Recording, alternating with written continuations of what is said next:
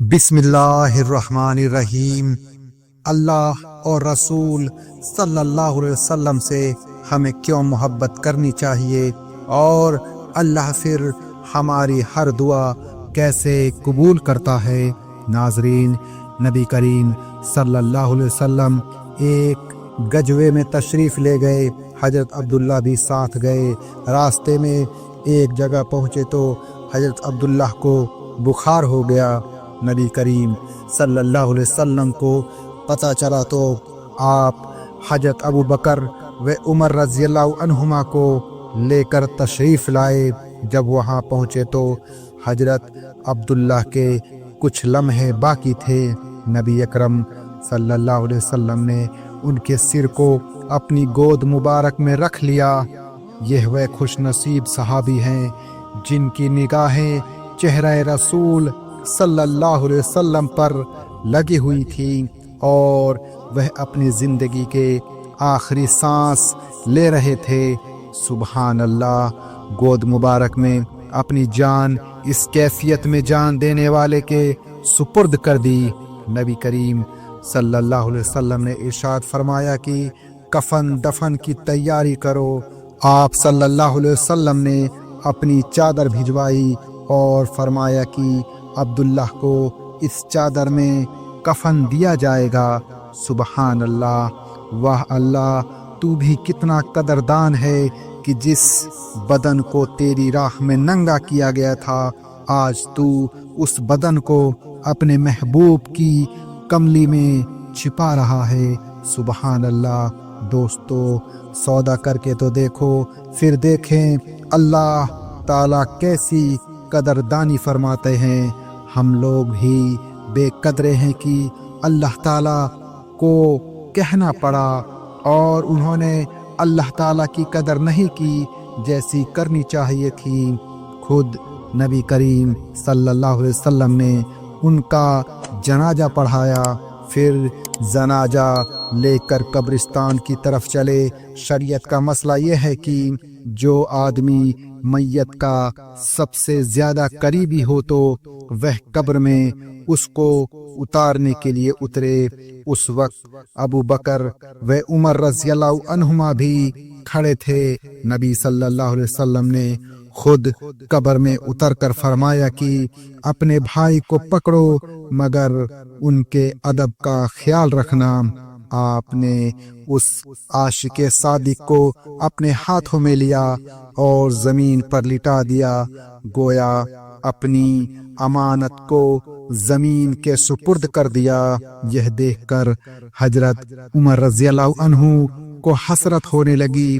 حدیث مبارک کا خلاصہ ہے، اللہ کے محبوب صلی اللہ علیہ وسلم نے جب ان کو زمین میں رکھا تو آپ نے ارشاد فرمایا، اے اللہ، میں عبداللہ سے راضی ہوں، تو بھی اس سے راضی ہو جا۔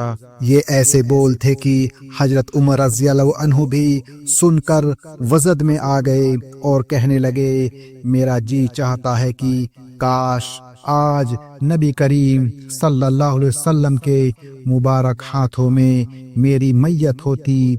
دیکھا دوستو، اللہ اور اس کے رسول سے محنت و مجاہدہ اور قربانیاں کرنے والوں کو اللہ رب العزت یوں بدلہ دیا کرتا ہے۔ آپ سوچئے کہ جو آقا اپنے کمزور بندوں کو حکم فرماتا ہے، کوئی اگر اس کے لیے قربانیاں دے تو کیا اللہ تعالیٰ قدردانی نہیں فرمائیں گے؟ ضرور فرمائیں گے۔ سبحان اللہ۔ حضرت سیدہ زنیرہ ایک صحابیہ ہے جو کہ ابو جہل کی خادمہ تھی۔ آپ نے کلمہ پڑھ لیا، ابو جہل کو بھی پتہ چل گیا۔ اس نے آ کر پوچھا، کیا کلمہ پڑھ لیا ہے؟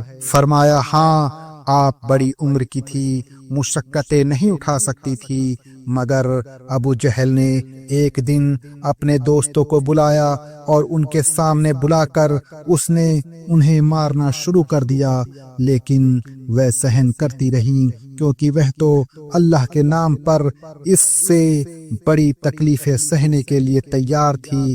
جب اس نے دیکھا کہ مارنے کے باوجود ان کی زبان سے کچھ نہیں نکلا تو اس نے آپ کے سر پر کوئی چیز ماری جس سے آپ کی آنکھوں کی روشنی چلی گئی اور آپ اندھی ہو گئی۔